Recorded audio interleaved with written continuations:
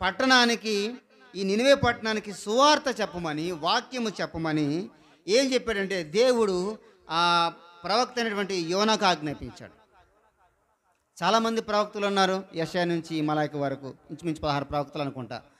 ఆ ప్రవక్తలు అందరూ కూడా ఇశ్రాయేలు గురించి, యోధా జనాంగం అంటే దేవుని ప్రజల గురించి వారు ప్రవచించారు. కానీ దేవుని ప్రజలు కాని వారికి, చెప్పండి, అన్య పట్టణానికి ఆ దేవుని యొక్క సువార్త ప్రవచించిన వారు ఎవరు లేరు. యోనా ఒకడు మాత్రమే ప్రవచించాడు. అది చాలా మంచి విషయం. చాలామంది దేవుని ప్రజలకే బోధించారు, దేవుని ప్రజలకే ప్రవచించారు. కానీ ఇలాంటి అన్య పట్టణానికి, లేకపోతే మోసకరమైనటువంటి పట్టణానికి, దేవుణ్ణి దూషించే పట్టణానికి ఎవరు కూడా ప్రవచించలేదు. ఆ భాగ్యాన్ని ఎవరికి ఇచ్చాడంటే దేవుడు ఈ యోనా గారికి మాత్రం ఇచ్చాడు. యోనా అంటే పావురం. చెప్పండి, యోనా అంటే పావురం. ఇంగ్లీష్లో డవ్ అంటాం. డవ్ అంటే మీరు డవ్ షాంపూ వాడతారు కదా, ఆ షాంపూ కాదు కానీ పావురం. అయితే పావురము అనేటువంటి మాటగా ఏంటి అర్థం అంటే అది నిష్కల్మషమైనది. పావురం చెప్పండి, నిష్కల్మషమైనది, కలంకము లేనిది అనేది సాదృశ్యం. సరే, దేవుడు ఈ యోనా గారిని ఏర్పాటు చేసుకొని ఏం చెప్పాడంటే, నీవు బయలుదేరి ఎక్కడికి వెళ్ళాలి? నినివే పట్టణానికి నీవు వెళ్ళాలి. కాబట్టి నువ్వు బయలుదేరి అనగానే తాను బయలుదేరి ప్రారంభించి అక్కడికి వెళ్ళాడు.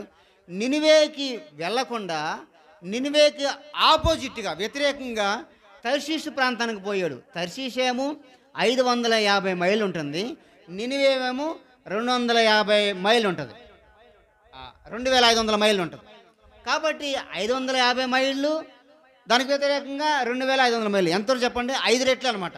5 రెట్లు వ్యతిరేకంగా ఈ యోనా భక్తుడు పారిపోతున్నాడు. ఇది మనం ఎలా ఆలోచించాలంటే ఈ గ్రంథం అంతా, ఈ 4వ అధ్యాయంలో, ఈ 4 అధ్యాయాలు 48 వచనాలు, ఇది కేవలం ఒక క్రైస్తవుడి గురించి ఆలోచించాలి. ఇది అవిశ్వాసకి సంబంధించినటువంటి భాగం కాదు, విశ్వాసులకు సంబంధించినటువంటి ఒక వాక్య భాగ్యం. అందుకనే దీన్ని మనం ఎలా మాట్లాడాలంటే ప్రవక్తన లేని ప్రవక్త అని చెప్పుకోవచ్చు. అంటే మంచి విషయాలు లేవంటే మంచి విషయాలు చాలా ఉన్నాయి, మంచి విషయాలు కూడా చాలా ఉన్నాయి. పాజిటివ్ ఉన్నాయి, నెగిటివ్ ఉన్నాయి, మంచి ఉన్నాయి కదండి, చెడ్డే ఉన్నాయి. మంచి గురించి మనం మాట్లాడట్లేదు. యోనా కూడా మంచి విషయాలు ఉన్నాయి, యోనా విషయంలో కూడా. కానీ మంచి విషయాలు కాకుండా చెడు విషయాలు ఏమున్నాయో మనం మాట్లాడుకొని దాని ద్వారా మనం ఏమి నేర్చుకోవాలో ఈరోజు మనం ఆలోచిస్తున్నాం.